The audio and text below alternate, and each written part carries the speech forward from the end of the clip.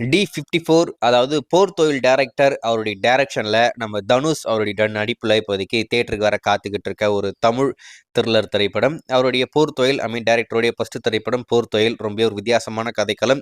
Psychopath அதை வச்சு ரொம்ப அற்புதமா அந்த படத்தை எடுத்திருப்பாப்ல. அதாவது ராட்சசன் டாப் 1னா டாப் 2ல நம்ம போர் தொழில் வச்சிடலாம். அந்த அளவுக்கு ஒரு தரமான ஒரு திரைப்படம். அந்த படத்துடைய வெற்றிக்கு அப்புறமா அவர் என்ன பண்ண போறாரு அப்படின்றதான் ஒரு மிகப்பெரிய கேள்விக்குறி. போர் தொழிலுக்கு சீக்குவலுமே இருக்கு அப்படின்ற மாதிரி சொல்லியிருக்காப்ல. அதை எப்ப ஸ்டார்ட் பண்றாங்க அப்படின்றத வெயிட் பண்ணி பார்ப்போம். சரி, இந்த படத்துடைய அப்டேட் என்ன அப்படின்னு பாத்தீங்கன்னா, இந்த D54 படத்தை பத்தி என்ன அப்படின்னு பாத்தீங்கன்னா, இன்னைக்கு பொங்கல் ட்ரீட்டா இந்த படத்துடைய டைட்டில் லுக் டீசர் ரிலீஸ் பண்ண போறாங்க அப்படின்ற மாதிரி சொல்லியிருந்தோம். ஸோ அபிஷியலா வெளிவந்துருச்சு. டீசர் ஒன்றும் வெளிவரல. டீசர் இன்னைக்கு ஈவினிங் 6 மணிக்கு வெளிவரதுக்கு நிறைய வாய்ப்பு இருக்கு. இப்போதைக்கு ஃபர்ஸ்ட் லுக் மட்டும் ரிலீஸ் பண்ணிட்டாங்க. காரசாமி அப்படின்ற மாதிரி நம்ம சொல்லியிருந்தோம். காரசாமி இல்லையாமா, கார அப்படின்ற மாதிரி வச்சிருக்காங்க. அந்த சாமி மட்டும் தூக்கிட்டு கார அப்படின்ற மாதிரி இந்த படத்துக்கு டைட்டில் வச்சிருக்காங்க.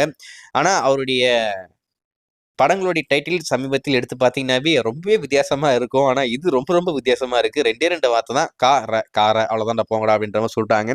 டைட்டிலே ரொம்ப டிஃப்ரெண்டா இருக்கு. கண்டிப்பா படம் நல்லா இருக்கும் அப்படின்ற மாதிரி தான் எதிர்பார்க்கிறேன்.